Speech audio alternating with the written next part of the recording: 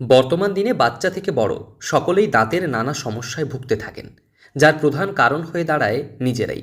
কখনো পরিষ্কার করে দাঁত না মাজা, আবার কখনো দাঁতের যত্ন না নেওয়ার কারণেই দাঁতের সমস্যায় ভুগতে হয় সকলকে।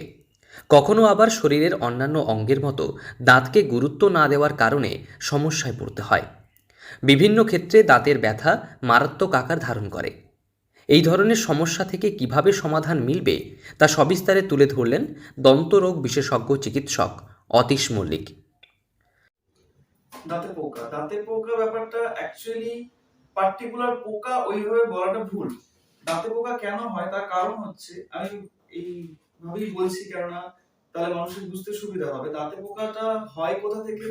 দীর্ঘদিন ধরে খাবার খেতে খেতে ভালো করে ওরাল হাইজিনটাকে মেনটেন না করার কারণে দাঁতের খাঁজে খাবারের কণা জমে জমে সেখান থেকে দাঁতে পোকা শুরু হয়। এবার দাঁতে পোকা যেটা আমরা বলি সেটা অ্যাকচুয়ালি কোনো পোকা নয়, ওটা একটা বলতে পারেন দাঁতের উপর একটা কেরিস প্রসেস। কেরিস হয়। কেরিসটা কি জিনিস? কেরিসটা হচ্ছে ধরে নিন কোনো একটা জায়গাতে ইনফেকশন হলে আমাদের যেমন চামড়ার উপরে ঘা হয়, সেরকমই দাঁতের উপরে, দাঁতের যে উপরের লেয়ার রয়েছে এনামেল, সেই উপরের থেকে ওই রকম একটা প্রসেস স্টার্ট হয়, সেটাকে আমরা বলি কেরিস। চলতি ভাষায় দাঁতের সমস্যাকে আমরা দাঁতের পোকা বলি, তবে সর্বান্তকরণে দাঁতের পোকা ব্যাপারটা ঠিক নয়। ওরাল হাইজিন ঠিকমতো মানা না হলে কিংবা দাঁতের যত্ন না নেওয়া হলে দাঁতের উপর ক্ষতের সৃষ্টি হয়, যা ধীরে ধীরে মারাত্মক আকার ধারণ করে। শুধু তাই নয়, এই ব্যথায় মানুষের নাজেহাল অবস্থার সৃষ্টি হয়। তাই দিনে দুবার নির্দিষ্ট পদ্ধতিতে দাঁত পরিষ্কারের পরামর্শ দিয়েছেন চিকিৎসক। কি করতে হবে? প্রথম কথা হচ্ছে ওরাল হাইজিনটা প্রপারলি মেইনটেইন করে করতে হবে। যে কোনো সময় খাবার খাওয়ার পরে ভালো করে মুখ কুলিকুচি করে ধুয়ে নিতে হবে এবং আমাদেরকে দিনে দুবার অন্তত ব্রাশ করতে হবে ভালোভাবে। এবং ব্রাশ করলাম মানে শুধুমাত্র নরমালি মুখের ভেতরে ব্রাশটা ঢুকিয়ে দিলাম আর যেভাবে একটা ঘষে নিলাম সেটা না, প্রপার প্রসেসে ব্রাশটা করতে হবে। প্রত্যেকটা দাঁতের যেন প্রত্যেকটা সারফেস, যতগুলো সারফেস রয়েছে সেই প্রত্যেকটা জায়গা যেন ব্রাশ দিয়ে ভালো করে পরিষ্কার হয়, সেটা আমাদেরকে খেয়াল করতে হবে।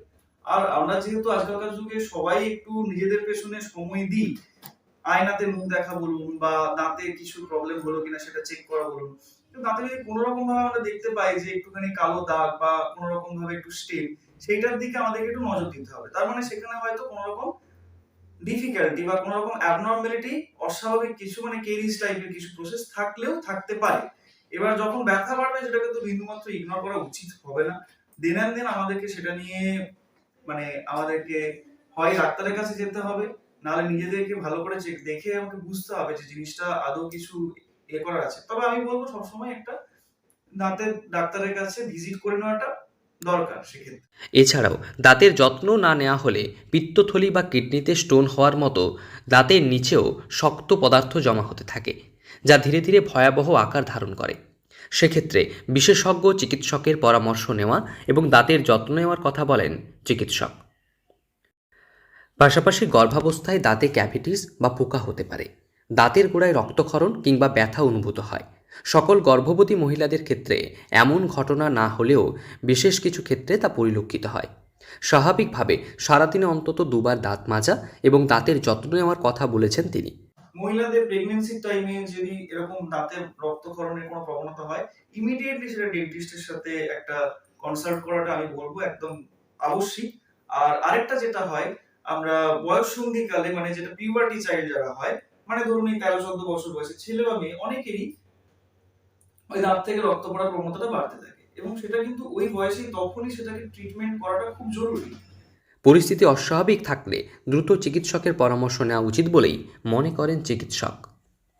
পশ্চিম মেদিনীপুর থেকে রঞ্জন চন্দের রিপোর্ট, লোকাল 18 বাংলা।